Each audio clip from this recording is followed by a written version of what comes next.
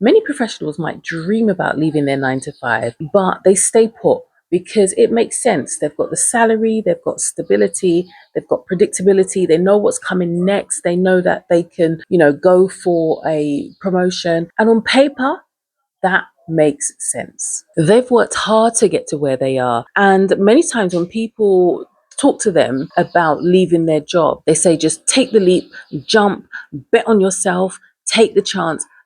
And the reason why they can't move is because that just sounds risky. Imagine having a mortgage, a family, knowing that you have to protect what you've built for years, and then someone telling you, just jump, just take a chance and leave your job. You'll never do it because it sounds reckless. And because if you have built a career over years, the higher you climb is the more responsibility you have. And so it makes no sense for you to just jump and leave all of that without an actual plan. So the higher you go, the more responsibility you have. The more responsibility you have is the harder it is to move. But what I need you to understand is that when it comes to your safety net, your salary isn't that.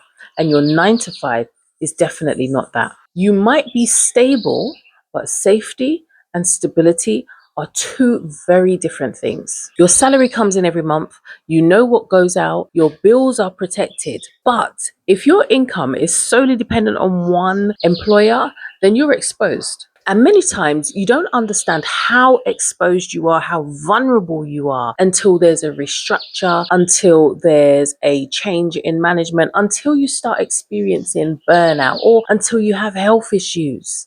Sometimes you realize that you're in a toxic environment, or it starts becoming really toxic, and then you realize where you're actually working, and suddenly what felt safe now is starting to feel fragile. And this is what I saw in corporate before I left. So many people who are highly skilled and experienced, but they were emotionally exhausted. And I still speak to some of them. There are my ex-colleagues who are still in the job. They are totally exhausted, know that they cannot continue for another 10 years, but aren't quite sure what to do so that they can start generating alternatives other than the job that they're in. And that's where you get to see what the real issue is. It's not the job. It's not the fact that there might be microaggression and bullying. It's the fact that you cannot see a way out.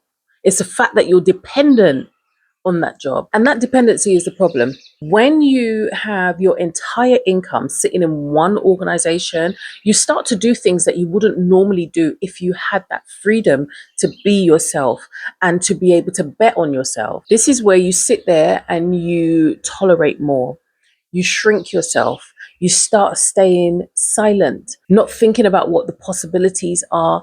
And even though in organizations you're taught to weigh up the risks, you stop taking them. And so you stay in those organizations a lot longer because you do in a way kind of give up, because you feel that the risk of leaving or the consequences of leaving and risking your income is just way too high. And this has nothing to do with confidence. It has nothing to do with a lack of ambition. It's just that you haven't figured out the way to leave safely. And this is why I don't sit there and say, just leave your job and take the leap. This is why I speak about professionals generating alternative streams of income before they leave their job. And even if you didn't want to leave your job, alternative streams of income is important, because having all your eggs in one basket, as they say, is dangerous. It's risky. It's more risky than looking at how you can generate income outside. But for some people, even that sounds a bit risky, because when I start speaking about generating alternative streams of income, they start thinking about hustle. But if you know me, you know that the word hustle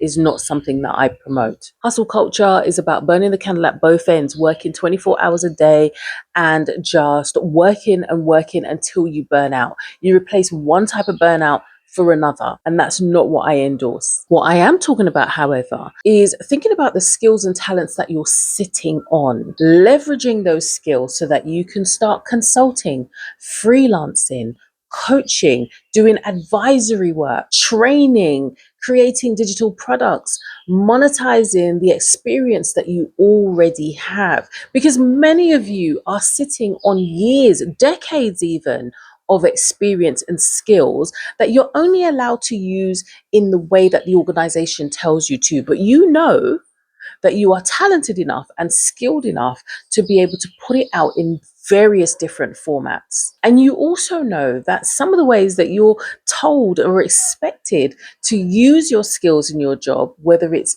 through the policies and procedures, are a very restricted and watered down version of what your skills and talents really are. And you start believing that your talents and skills can only be used within the job that you're currently in. And therein lies the problem. Because one thing that you have to remember is that your job didn't give you your skills. Yes, you went through all your training and it honed your skills. But if you are experienced and skilled at what you do, your job merely gave you a place so that you can use those skills. That's the difference. So, for example, if you are a team leader or a manager, then you understand communication, you understand leadership, conflict resolution, you will definitely understand decision making. If you work in HR, you'll understand people and systems and organizational dynamics. If you work in compliance, you will understand risk, operations, project management. And that means that wherever it is that you're working, you're going to be solving problems every day. And that isn't something that's solely linked to an organization. And so the issue you have when it comes to, can I really use my skills outside of the organization?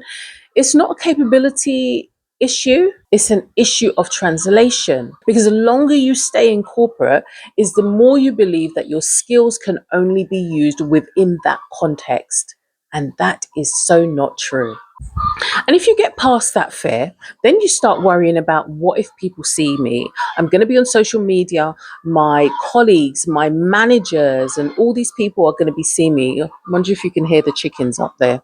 Something spooked them. You start to worry about your reputation, confidentiality, what people are going to say.